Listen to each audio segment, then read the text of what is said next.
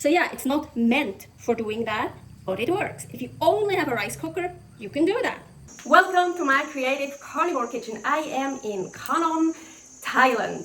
Here is my other channel, Lynn's Adventures, all about my nomad life. So here I have this super cool thing, but I don't want to use up all the gas canisters. So what I mainly use is this, the rice cooker. Yes, for all kinds of meat, seafood, eggs. So in this video, I show you how to cook some meats in here. The rice cooker is great for an entire chicken. Here I have a beautiful whole chicken, and with whole chicken I mean with head and with the feet. They're in here, I think with the organs. I got this beautiful chicken at the Wednesday market here in Khanom, Thailand. Here is more about the Wednesday market. And but I froze it because I didn't want to make it right away, so it's frozen. And ooh, it's a little bit too big. Well, no, it works. It's not too big. So I'm gonna add water. And now, yeah, maybe you want also some chicken broth. You can add a lot of water. And here, I turned it on. Salt, I'm already gonna salt it. Oh, fuck. Ooh! Now I turn it over and it fits perfectly. I thought I would have to wait until it's defrosted so I can form it better to get in there. It fits. So it's been in here for a bit over an hour, and actually almost always when I make chicken I work with this. This is a meat thermometer, or just like internal temperature thermometer, and if it hits 165 it's good, it's done. Because chicken, I don't like to overboil it. I like it when it's just done, totally done, well done, but not more. So that's how I like it the best. So I just stick it in where the thickest part is. Usually that's the breast, that's now somewhere on the other side, but maybe here works. But I usually put it in different parts. So here, ooh, 168, totally good. Let's see here. Yeah, you see that's only 130, so no, it's not done. So I stick it into different parts, but usually where it's like the thickest. And when it's everywhere cooked through, I'll just take it out. So I can't tell you how many, it depends how big the chicken is, and always every rice cooker is different, every pan is different, so I can't tell you exactly how long. Already plugged it in.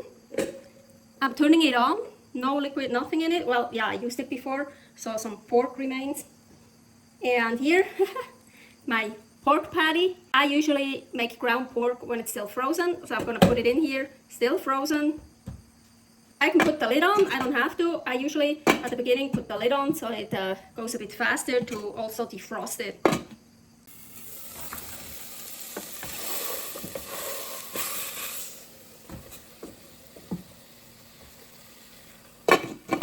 So, of course, what happens is it will turn to just warm, so it will turn off because there's not much liquid in there. So I just keep turning it back on. Sometimes it doesn't work right away. So it's still, and even when the rice cooker is turned on warm, it's still on. Actually, this is enough heat to keep cooking. So also, yep, I was doing something else, so I forgot. So I forgot to turn it over. Ooh, yep, but that's what I like.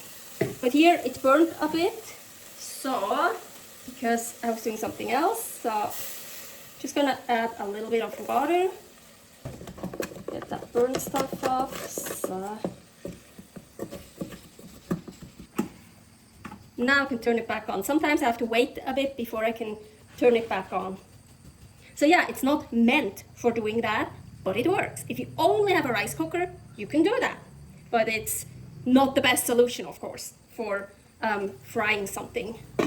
So I turned it to warm now because it's really, you hear, it's still sizzling, and it's definitely not frozen anymore, but the inside is not cooked yet. It's also more thicker, this piece. So now I just leave it on warm and leave it in here. But be careful. When it says warm, well, yeah, it means it will just keep it warm, but it can still get burned. Well, again, it depends what kind of rice cooker you have, but yeah, you shouldn't let something in there without water on warm for like 12 hours. I turned it on again. Finish it off.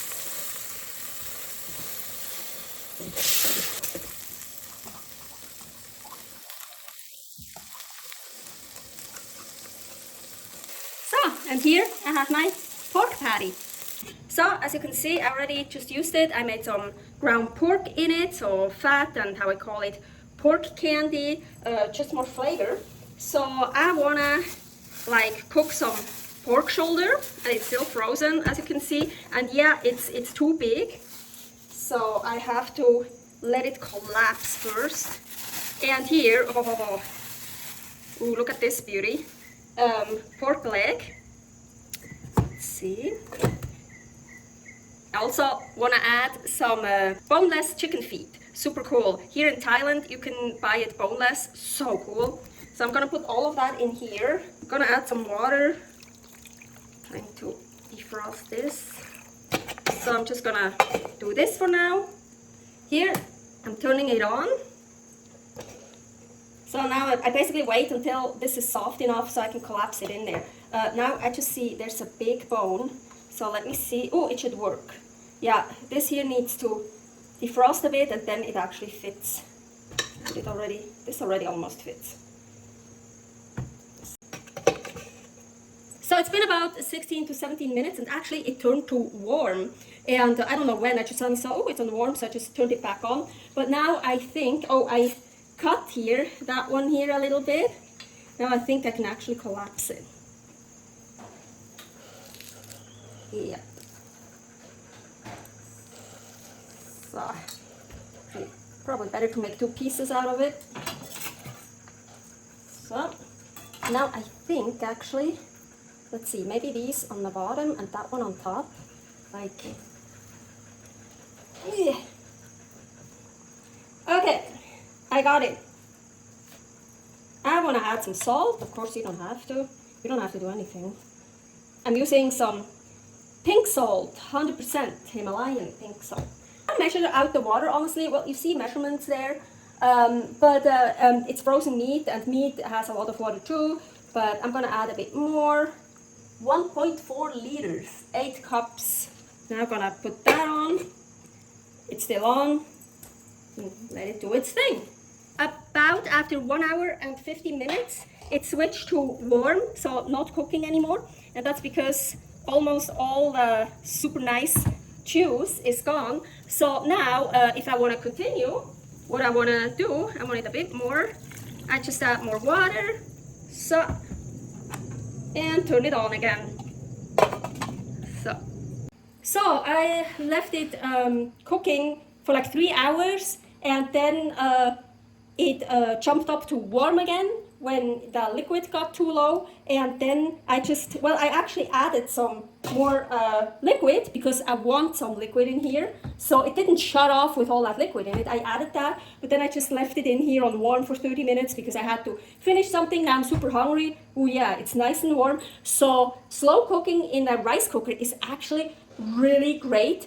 I like it much better than in a regular pot, because in the regular pot I always have to be careful that the liquid doesn't get too low and then I burn it. So here, when the liquid gets too low, it just turns it off and keeps it warm. Perfect. Well, yeah, it's still, I got some here, it kind of stuck to it, but it didn't get like burned, you know. It still can get a little bit sticky so that it sticks to the pot. It also depends what kind of rice cooker you have, how old it is. I think this is kind of an older one, and this is not a non-stick one. So yeah, but I love it for that.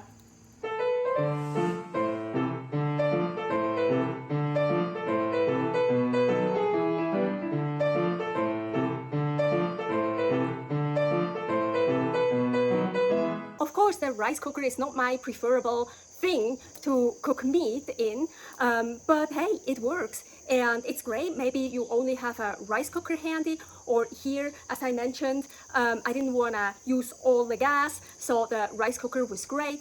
Many more recipes here. creative carnivore kitchen and all about my nomad life. Aline's adventures. Stay happy, stay healthy. Servus!